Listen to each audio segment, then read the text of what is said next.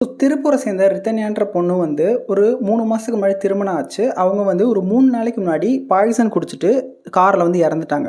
So அவங்க உயிரோடு இருக்கிறதுக்கு 3 ரீசன் இருக்குது. அந்த 3 ரீசனை பார்க்கறதுக்கு முன்னாடி இவங்களுக்கு திருமணம் வந்து 5,60,00,000த்துக்கு நடந்திருக்கு. அதாவது 300 பவுன் நகை, அதோட மதிப்பு வந்து 2,40,00,000, 70,00,000 ரூபாய்க்கு வால்வோ காரு. ஸோ அது மட்டும் இல்லாமல் 2,50 கோடி ரூபாய்க்கு வந்து திருமணம் வந்து பண்ணி கொடுத்துருக்காங்க ரித்தன்யா அவங்களுக்கு. ஸோ இவ்வளோ பிரம்மாண்டமாக பண்ண திருமணத்தில் வந்து அவங்க லைஃபே சாட்டிஸ்ஃபைடாக இல்லாமல் அவங்க சூசைட் பண்ணுறதுக்கு காரணம் இந்த சொசைட்டி தான். ஸோ ஆடம்பரத்துக்கு ஆசைப்பட்டு பொண்ணை கொடுத்து கஷ்டப்படுறத விட கஷ்டப்பட்டு உழைச்சி இருக்கிறவனுக்கு கொஞ்சம் சப்போர்ட் பண்ணி அவனுக்கு வந்து மேரேஜ் பண்ணுறதுனால சொல்லப்போனால் 2 பேருமே க்ரோத் ஆவாங்க. சொல்லப்போனால் உயிரோடு இருப்பாங்க, நிம்மதியாக இருப்பாங்க. ஸோ பணக்காரங்களுக்கு மட்டுமே கொடுக்க நினைக்கிற எல்லா அப்பாக்களுக்குமே இந்த பதிவு வந்து சமர்ப்பணம்.